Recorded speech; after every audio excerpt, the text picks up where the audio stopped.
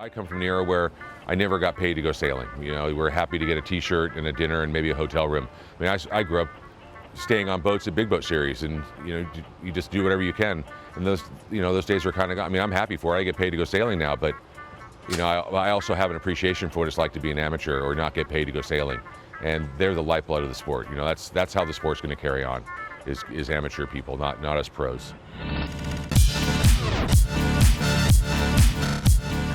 It was a great weekend.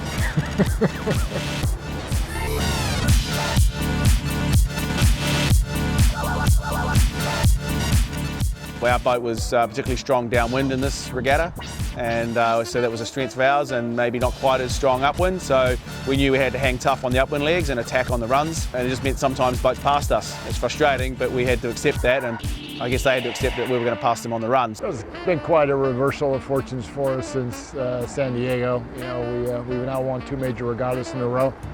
First the SoCal 300 last weekend from Santa Barbara to San Diego, and now we've been here over the last week in Newport Beach, and we've been able to win both those regattas.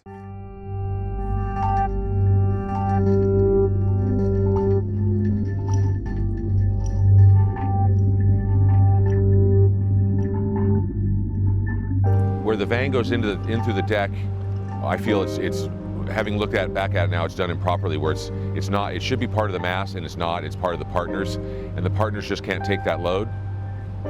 And as soon as we go around a mark with the vang on, it basically broke the partners right in half. So that's going down to the deck. Then that's not hitting the rig correctly.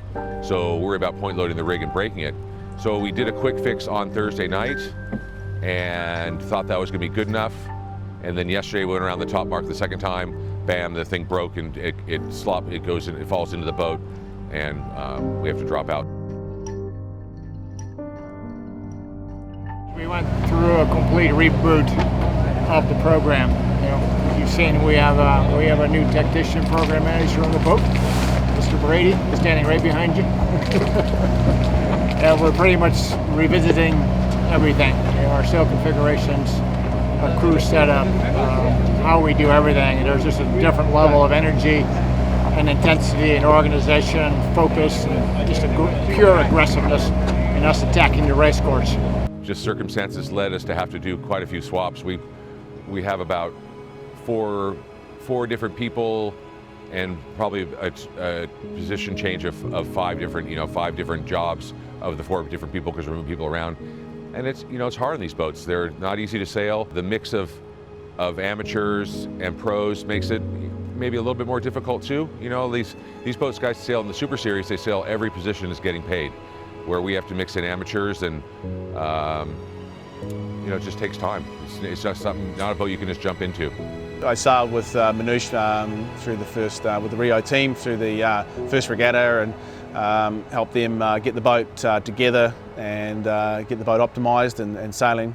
And then Frank offered me an opportunity to join the Invisible Hand team. They're also doing the TRANPAC race, which is really interesting for me because BADPAK and Invisible Hand are sister ships.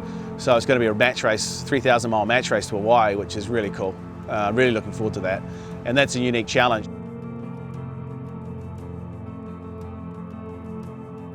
We're doing Long Beach Race Week as part of the PAC52 class, and then immediately convert over to offshore mode and doing TRANPAC. We'll have 10 crew on for TRANPAC, as opposed to now we have 14 on board, and we need to, put on bunks, we need to put on a water maker. I think the teams will start, as they learn their boats, they'll start remoding their yachts for certain events. So as this class moves from San Diego to San Francisco, the obvious thing would be the wind's going to build, so the teams will probably start flattening their sails, add some weight to make them quicker upwind, and also not forget the cruise, the techniques that will change between sailing at 52 and San Francisco Bay. There's quite some different techniques from San Diego. These boats are basically the formula. These are F1s of sailing. You know, they're very quick.